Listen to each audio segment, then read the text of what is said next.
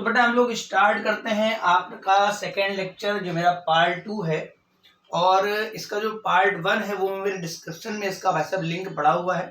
रीनीट chemistry most expected questions. देखो यहाँ पर मैं बात करने आया हूँ उन क्वेश्चंस की जो आपको बिल्कुल भी छोड़ के नहीं जाने, मतलब रिवीजन के दौरान इस बात का विशेष ध्यान रखना है कि वो क्वेश्चन आपके होने ही होने चाहिए। ठीक है, तो बात करते हैं आज के क्वेश्चन नंबर फर्स्ट की। देखो सामने जो क्वेश्चन लिखा है कोई आप पहली बार नहीं देख रहे हैं, अच्छी तरह आपको पता होगा कि एरोमेटिक कौन सा है और एंटी एरोमेटिक कौन सा है। साइक्लिक होना चाहिए, 6 पाई इलेक्ट्रॉन हो गया या 2 पाई इलेक्ट्रॉन हो गया या फिर 10 पाई इलेक्ट्रॉन हो गया तो एरोमेटिक वाला है।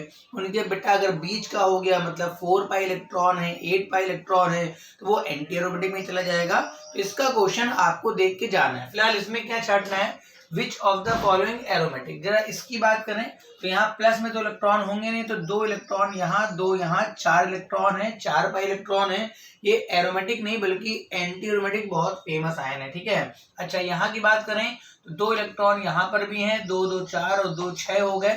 ये भाई साहब आपका एरोमेटिक आयन है, मतलब ये मेरे पास एंटी एरोमेटिक ए है, ये मेरे पास एरोमेटिक है। ठीक है, यहाँ की बात करें तो साइक्लिक तो है ही है, 2 2 4 2 6 प्लस में इलेक्ट्रॉन होते नहीं। 6 पाई इलेक्ट्रॉन भी एरोमेटिक में आता है, मतलब ये एरोमेटिक कंपाउंड है। यहाँ प्लस लगाए कोई इलेक्ट्रॉन नहीं होगा। 2 पाई इलेक्ट्रॉन भी आपका एरोमेटिक में आता है, मतलब ये भी एरोमेटिक है। हाँ, इस तरह के मॉलिक्यूल से बच के रहना जहाँ कीटोन टाइप का बना देगा, है ना। तो आप क्या करेंगे, इस बॉन्ड को ऊपर ब्रेक कर लेंगे। ठीक है, जब आप इस बॉन्ड को ऊपर ब्रेक कर लेंगे तो बिल्कुल यही डायग्राम आपको दिखेगा। देखिए पूरा वैसे ही है, यहाँ पर आ गया प्लस चार्ज तो ये भी कैसा हो गया बेटा, एरोमेटिक। दूसरा इस तरह का क्वेश्चन मैं आ गया हूँ। देखो जो पार्ट 1 है उसमें मैंने inductive effect, mesomeric effect, carbocation, carbanion, radicals, electrophile, nucleophile, उन सब का थोड़ा सा रिवीजन भी कराया था, क्वेश्चन में आते थे। ठीक है, अब यहाँ पे मैं क्वेश्चंस बता रहा हूँ और इस तरह के क्वेश्चंस आपको देख के जाने। ठीक है, लिखा है स्टेबिलिटी ऑर्डर ऑफ एल्कीन। देखो भाई एल्कीन को लेके भाई साहब ध्यान रखना, स्टेबिलिटी ऑर्डर वो जरूर देखता है। ठीक है, तो आप क्या करेंगे, अपने डबल बॉन्ड को सिस्टम मान लेंगे। ये मेरे पास डबल बॉन्ड है, इस डबल बॉन्ड को हम सिस्टम मान लेते हैं। क्या मान लेते हैं बेटा, सिस्टम। इसके बाद देखते हैं किसमें कितने अल्फा एच होते हैं, जिसमें जितने ज्यादा अल्फा एच होंगे वो भाई साहब उतना ही स्टेबल एल्कीन होगा। फिलहाल पहले वाले में अल्फा एच का मतलब बगल वाले कार्बन पे एच। आप रीनीट की तैयारी कर रहे हैं ना, तो यहाँ पे देखो भाई 3 3 6, यहाँ तो भाई 12 अल्फा एच दिख रहे हैं। कितने अल्फा एच दिख रहे हैं, 12। देखो मैंने जानबूझ के एक लोचे वाला क्वेश्चन दिया। देखो यहाँ पर भी आपके 6 अल्फा एच हैं, यहाँ पर भी आपके 6 अल्फा एच हैं, यहाँ गिनेंगे तो भी यहाँ 6 अल्फा एच हैं और यहाँ गिनेंगे तो भी भाई साहब 6 अल्फा एच। यहाँ भाई साहब आप फंस जाएंगे। तो पहली बात तो देखिएगा कि जिस कार्बन पर एक साथ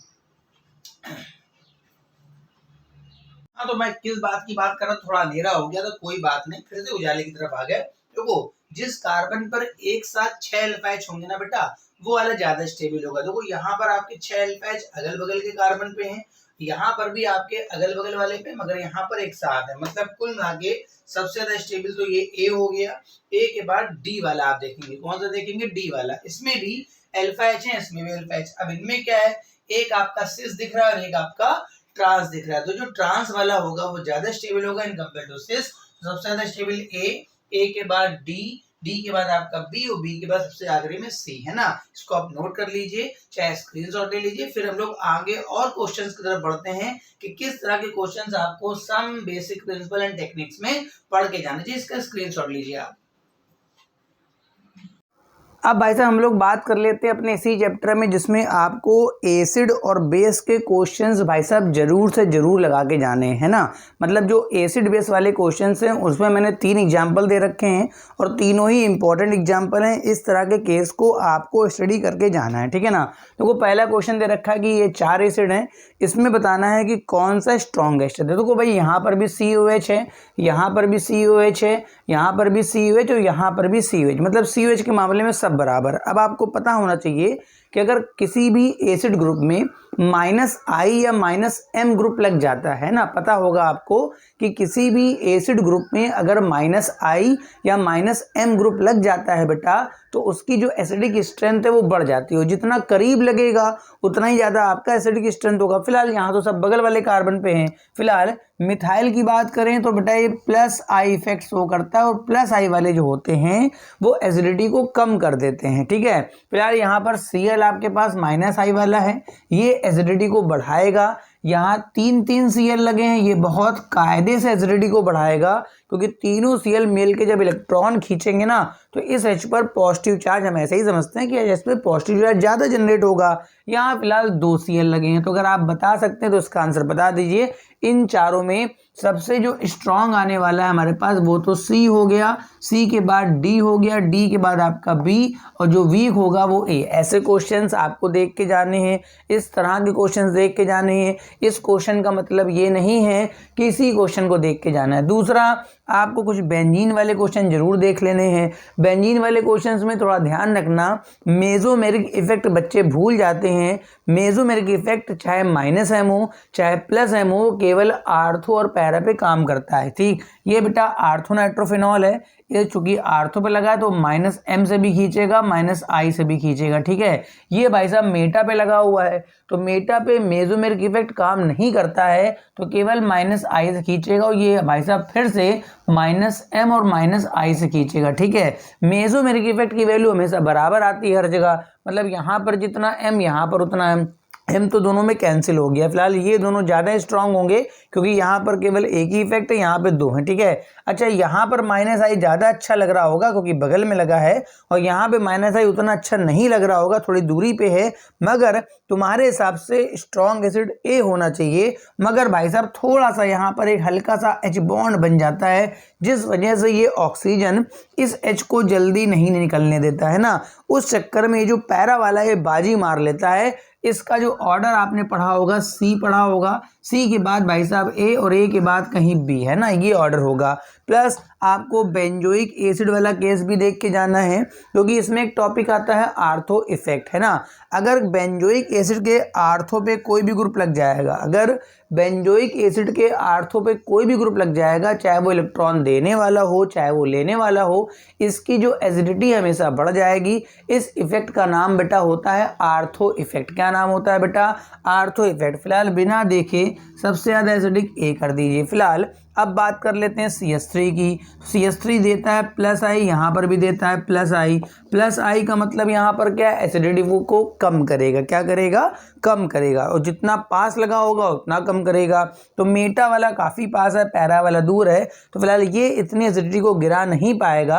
तो भैया C आंसर। इसके बाद जो होगा वो B वाला ऑप्शन होगा। तो केवल एक रोड मैप बता रहा हूँ कि हाँ भाई इस तरह के क्वेश्चंस आपको देख के जाने चाहिए। अब कुछ बेसिक वाले बता रहा हूँ कि कौन से क्वेश्चंस आपको बेसिक वाले देख के जाने, इसका आप स्क्रीनशॉट ले लीजिए। तो बेटा बात कर लेते हैं कुछ अपने बेसिक स्ट्रक्चर्स वालों की। कि देखो बेसिक में तो आपको पता है कि एमीन्स का ही बोल वाला है, और बेटा बेस के केस में आपका जो एमीन्स के ही क्वेश्चंस है वही आपके दायरा में पूछते हैं, ठीक है ना। ये जो मैं एमीन का ऑर्डर लिखने वाला हूँ बेटा, ये आपका सॉल्वेंट फेस में है, ठीक है। अगर कभी भी गैस फेस में एमीन्स का कहेगा तो सबसे ज़्यादा बेसिक बेटा टर्सरी होता है, टर्सरी के बाद सेकेंडरी, सेकेंडरी के बाद प्राइमरी। जो कि रीनीड है, रिवीजन पॉइंट है, आपको पूरा डिटेल में नहीं बता सकता, 30 दिन 35 दिन में ही पूरा कराना है। तो यहाँ पर सीधी सी बात है, ये मेरे पास मिथाइलेमीन है, ये डाईमिथाइलेमीन है, ये ट्राईमिथाइलेमीन है, ठीक है ना। तो अगर आपको एक रूल सिखाया गया होगा, सबसे ज़्यादा बेसिक आपका हमेशा सेकेंडरी होता है। कौन सा होता है? सेकेंडरी, है ना। तो देखो सेकेंडरी को मैंने आगे लिख दिया, ये मेरे पास 2 का मतलब सेकेंडरी, ये सबसे टॉप पे आ गया, ठीक। ये प्राइमरी एमीन है, ये सेकेंडरी, और ये बेटा टर्सरी एमीन है। अच्छा, उसके बाद मैंने बताया था कि अगर मेथिल ग्रुप लगा है, छोटा ग्रुप लगा है, छोटा ग्रुप लगा है, जैसे मेथिल और ये एथिल वाला केस है, ठीक है ना। अगर छोटा लगा है तो जिसमें मेथिल कम है, छोटा मतलब कम, उसको आगे ले आइए, मतलब प्राइमरी एमीन हो जाएगा, और सबसे लास्ट में टर्सरी। कुछ लोग इसको 312 के हिसाब से भी पढ़ लेते हैं। अब देखो मेथिल से बड़ा एथिल हो गया है, फिलहाल कुछ भी हो जाए, सेकेंडरी पहले आएगा, मगर एथिल बड़ा हो गया ना, तो बड़ा 3O1 में बड़ा कौन है, 3 बड़ा है, तो आप 3 को आगे कर लेंगे, 1 को पीछे कर लेंगे। मैं इस तरह से सिखाता हूँ, ठीक है। मिथाइल इथाइल के क्वेश्चन पूछे जाते हैं क्योंकि यही एनसीईआरटी में आपके मेंशन है, ठीक है ना। अच्छा, एक बात और ये आपको बताई गई होगी कि अगर कोई एरोमेटिक एमीन आ गया तो बेटा हमेशा वो एलिफेटिक वाले से कम बेसिक होता है। कारण क्या है, क्योंकि इसका लोन पेयर जाएगा रेसोनेंस में जाएगा, ठीक है ना बेटा। अब इसका लोन पेयर बेटा अगर रेसोनेंस में जाएगा तो ये डोनेट तो कर नहीं पाएगा, और जो लोन पेयर डोनेट नहीं कर पाएगा उसका जो बेसिक नेचर है वो कम हो जाएगा, ठीक है ना। तो इसको मैं ए मान लूँ, इसको बी, इसको सी, सीधी सी बात है। ये सेकेंडरी एमीन है एलिफेटिक वाला, ये प्राइमरी एमीन है, तो सबसे ज़्यादा बेसिक आपका सी हो जाएगा, सी के बाद ए, और एरोमेटिक वाला जो होगा इन सबके काफ़ी पीछे आ जाएगा, तो इसका ये ऑर्डर बनेगा। तो बेसिक नेचर ऑफ एमीन्स के इस तरह के क्वेश्चंस भी आपको प्रैक्टिस में रख के जाने हैं। अगर जब ये आप प्रैक्टिस करके जाओगे तभी आपका कुछ हो पाएगा। बना लीजिए, इसको स्क्रीनशॉट ले लीजिए आप। तो बेटा बात कर लेते हैं थोड़ी सी अपनी क्वालिटेटिव एनालिसिस की, है ना।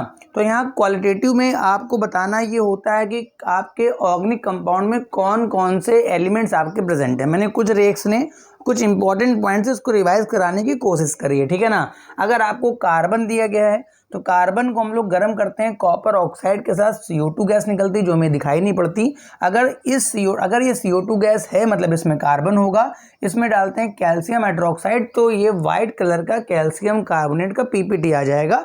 अगर ऐसा हो गया तो ये कार्बन का कन्फर्मेशन है, ठीक है। अगर हाइड्रोजन हुआ तो वहाँ वाटर बनेगा जो कि हम लोग वाइट कॉपर सल्फेट पे डालते हैं तो ये ब्लू विट्रियोल नीले रंग का बन जाएगा। अगर ऐसा हो गया तो भाई साहब हाइड्रोजन प्रेजेंट होगा। हाँ, नाइट्रोजन, सल्फर, हेलोजन और फास्फोरस के लिए जो टेस्ट होते हैं वो लेसने टेस्ट होते हैं, बहुत फेमस हैं, आपको पढ़ के जाने चाहिए। देखो मैंने शॉर्ट ट्रिक में समझा रखा है कि अगर नाइट्रोजन होगा तो Fe4 FeCN के होल 6 का होल ट्राइस प्रूशियन ब्लू कलर, अगर ऐसा कुछ बन रहा है तो ये नाइट्रोजन का कंफर्मेशन टेस्ट है बाय द लेसने, ठीक है। सल्फर के 2 टेस्ट होते हैं, इसमें एक में बनता है PbS, ये ब्लैक कलर का बनेगा, या एक में बनता है FeCN का होल 5 NOS पूरे के पावर 4-, इसका कलर बेटा वायलेट। अगर ऐसा कुछ बन रहा है तो ये सल्फर का कंफर्मेशन है। अच्छा, कभी कभी सल्फर नाइट्रोजन एक साथ प्रेजेंट होते हैं तो वहां बनता है FeSCN का whole thrice, ferric thiocyanate blood red colour का है। अगर ये बन रहा है तो इसका मतलब ये होता है कि सल्फर और नाइट्रोजन एक साथ प्रेजेंट है आपके कंपाउंड में।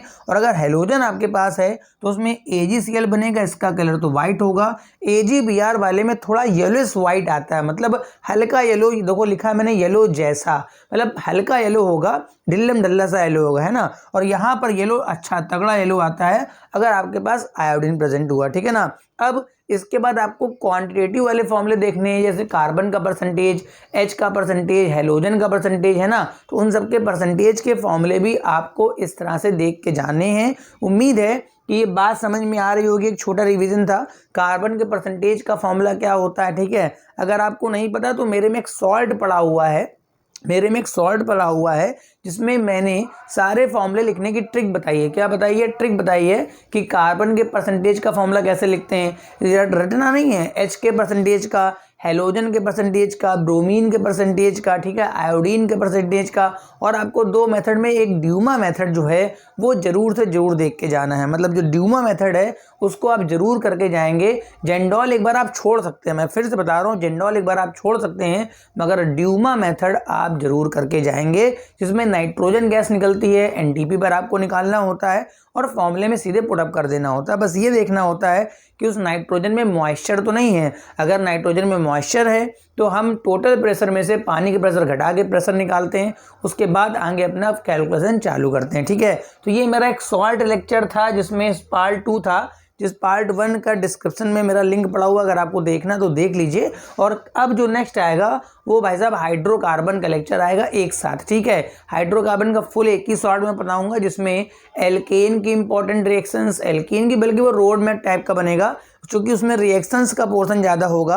तो 2-3 रोड मैप एल्केन के होंगे, 2-3 रोड मैप एल्कीन के होंगे और 2-3 रोड मैप बेटा एल्काइन के होंगे। तो उससे आप बहुत आराम से अपने एल्केन, एल्कीन, एल्काइन का, आप चूंकि ऑर्गेनिक केमिस्ट्री का ही मोस्टली है आगे, तो वो रोड मैप के थ्रू ही बताया जाएगा। अगर लेक्चर पसंद आए तो कमेंट कर दीजिएगा, लाइक कर दीजिएगा, चैनल सब्सक्राइब नहीं करा तो कर लीजिए, काम आएगा आपके। Thank you for watching.